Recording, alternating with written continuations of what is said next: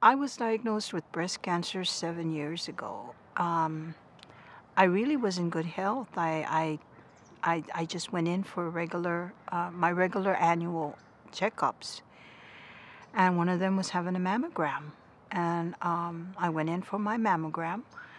2 weeks later, I get a phone call that I needed to go to the hospital because they wanted to do a whole different series of mammograms on me. And I went. And after that set of mammograms were done, I kind of just asked the technician, oh, well, do you see anything going on in there? And she said, well, there are some calcifications in there. And I said, well, what does that mean? It was hard.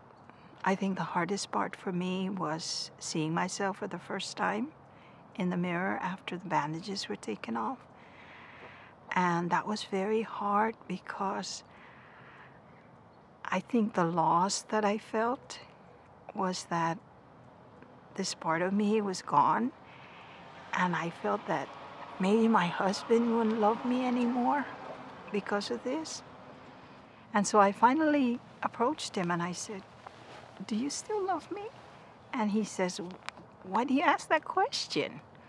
I said, because and I started crying, of course, and I don't feel full anymore. I'm ugly, and I look at myself. And he says to me, for heaven's sakes, I didn't marry your breasts. I married you. Even if you had no breasts, I'd still love you. And so, it was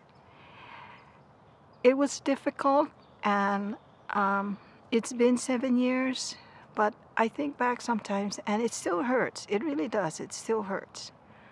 But being a survivor has made me realize that there's always hope, that you always have to think positively and always know that there's someone and there's so much out there that there is for you to take advantage of. And I've used my situation in reaching out to other women and letting them know that it's okay. It's okay if you're diagnosed with cancer. I realize it's a long and it's a hard trip, but you get through it. There is always hope.